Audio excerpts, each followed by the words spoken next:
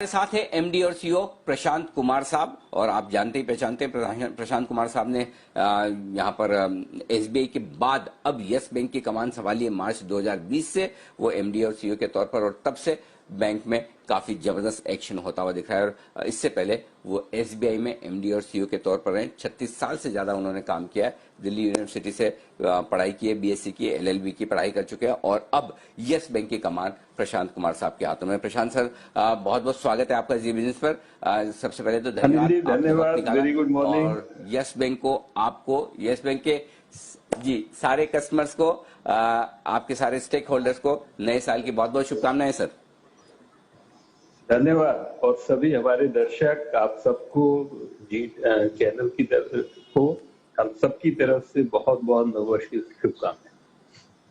बिल्कुल, आपके कस्टमर्स भी और आपके इन्वेस्टर्स भी यस बैंक की तरफ काफी उम्मीदों से नए साल को देख रहे हैं, और इसीलिए हमने सोचा कि आपसे नए साल का आउटलुक लिया जाए। सबसे पहले जो कोर बिजनेस होता है किसी भी बैंक का और आपका भी, डिपॉजिट लेना और लोन देना, अगले साल यानी कि अब साल 2021 में आप किस तरह की ग्रोथ का अंदाजा लगा रहे हैं? इन दोनों ही चीजों में, डिपॉजिट में और लोन्स में किस तरह की बढ़त हो सकती है, इसका अंदाजा दें सर।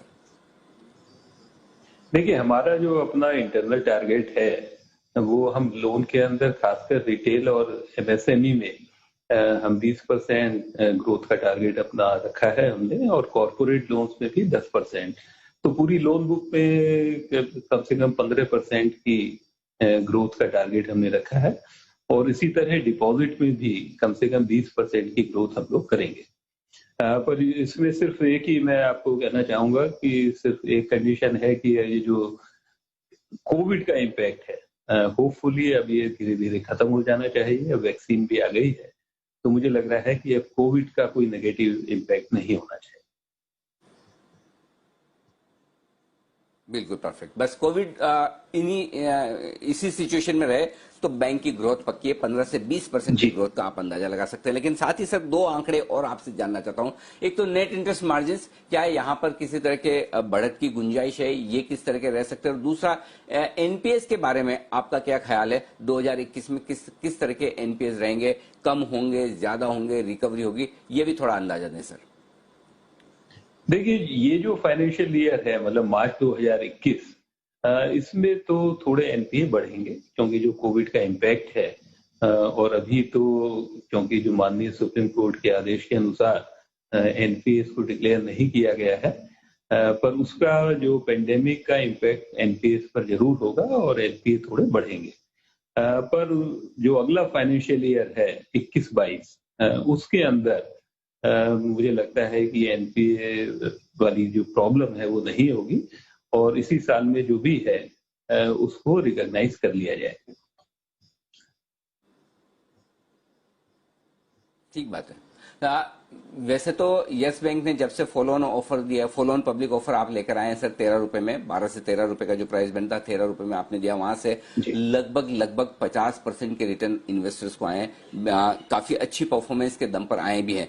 अब बड़ा सवाल ये कि आप आगे चलते हुए 2021 में किस तरह की स्ट्रेटेजी रखने वाले हैं? कहां से यस बैंक का कारोबार ज्यादा आएगा? किस तरह के बिजनेसेस आपके ज्यादा बढ़ेंगे? आपका फोकस कहां है सर? देखिए, हमारा फोकस रिटेल पर ज्यादा रहेगा, पर साथ ये कहना भी बहुत जरूरी है कि ऐसा नहीं है कि हम कॉरपोरेट में भाग नहीं लेंगे, पर रिटेल में परसेंटेज के हिसाब से कॉरपोरेट से ज्यादा होगा हमारा। पर हमारी कोशिश है कि हम अपनी कॉस्ट भी कम कर रहे हैं। अभी देखिए 20% हमारी कॉस्ट कम हो चुकी है, और इसी तरह हमारा जो कॉस्ट ऑफ डिपॉजिट है उसको भी हम धीरे धीरे कम करते जा रहे हैं। तो हमें उम्मीद है कि जो अगला फाइनेंशियल ईयर है उसके अंदर जो भी हमारा प्रॉफिट होगा, हमारी क्रेडिट कॉस्ट बहुत ही मामूली होगी। तो जो हमारा प्रॉफिट होगा वो हमें लगता है कि ज्यादातर वो हमारे इन्वेस्टर्स के लिए अवेलेबल होगा। ठीक बात है। तो रिटेल पर ज्यादा फोकस रहने वाला है इस वक्त। सर, अब जाहिर सी बात है कि जनवरी से हम बजट की चर्चाएं भी शुरू करेंगे। 1 फरवरी को बजट आने की तैयारी में है। बैंकिंग सेक्टर के तौर पर, यस बैंक के मुखिया के तौर पर आपकी क्या उम्मीदें हैं बजट से? क्या बजट में आप चाहते हैं, एक अगर वो अंदाजा दे सकें आप। देखिए, अभी तक अगर हम देखें तो सरकार ने जिस तरह पेंडेमिक को हैंडल किया है और जिस तरह की सपोर्ट दी है, वो बड़ी अनप्रेसिडेंटेड सपोर्ट है। इतनी इस तरह की बहुत टाइमली सपोर्ट हमने शायद पहले कभी भी नहीं देखी थी। तो मेरी तो बजट से यही एक उम्मीद है कि अगर हम इस तरह की कुछ चीजें लाएंगे जिसमें हमारी एम्प्लॉयमेंट जनरेशन उसको और बढ़ावा मिलेगा, और जो हमारे खासकर छोटे उद्योग हैं, एमएसएमई, उनको भी एनकरेजमेंट मिले, तो मुझे लगता है कि पूरी इकोनॉमी के लिए और बैंकिंग सेक्टर के लिए ये काफी अच्छा हो। बिल्कुल। अच्छा सर, एक इंटरेस्टिंग चीज मैंने सुनी है, पढ़ी है, तो आपसे कंफर्म कर लूं। मैंने सोचा कि क्या आपने कुछ वीडियो केवाईसी लॉन्च किए कि मतलब नो योर क्लाइंट वाला जो फॉर्मेलिटी होता है हर बैंक में अकाउंट खोलने के पहले, वो वीडियो पे हो सकता है या व्हाट्सएप पे हो सकता है। व्हाट्सएप पे बैंकिंग आपने ऐसा शुरू की, क्या ये सही है सर? जरा इसके बारे में बताएं। हाँ, तो इसमें दो चीजें हैं। एक तो भारतीय रिजर्व बैंक ने जो वीडियो केवाईसी है उसको परमिट कर दिया है सारे बैंकों को, और हमारी टेक्नोलॉजी टीम ने उसे शुरू भी कर दिया है। तो अगर अभी किसी भी कस्टमर को अकाउंट खोलना है, उसे ब्रांच आने की बिल्कुल जरूरत नहीं है। उसका अकाउंट ओपनिंग फॉर्म हम नेट के माध्यम से ले लेते हैं, और उसको जहां पर भी वो है, घर पर या अपने ऑफिस में, तो हम एक 5 या 10 मिनट का एक प्रोसेस होता है जिसमें वीडियो के जरिए हमारे जो एम्प्लॉयज हैं उनका केवाईसी कंप्लीट कर लेते हैं। तो हमारे किसी भी कस्टमर को अकाउंट खोलने के लिए अब ब्रांच में आने की जरूरत नहीं है।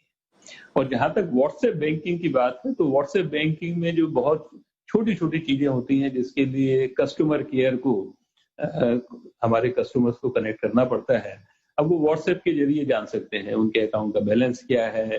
और बहुत कम से कम 22-23 तरह की चीजें हैं जिसके लिए वो व्हाट्सएप के जरिए बिल्कुल 2-4 सेकंड के अंदर उनको ये जानकारी मिल सकती ओके। तो ये कुछ बड़ी टेक्नोलॉजी का इस्तेमाल करके जो अकाउंट होल्डर्स हैं उनकी सहायता करने की कोशिश यस बैंक की तरफ से। बहुत बहुत धन्यवाद सर आपका हमारे लिए वक्त निकालने के लिए, और एक बार फिर से आपको आपकी पूरी टीम को नए साल की बहुत बहुत शुभकामनाएं और बधाइयां भी। प्रशांत कुमार साहब, एमडी और सीईओ यस बैंक के, जो बताते हुए अगले है। साल बहुत की बहुत योजनाओं धन्यवाद। के बारे में।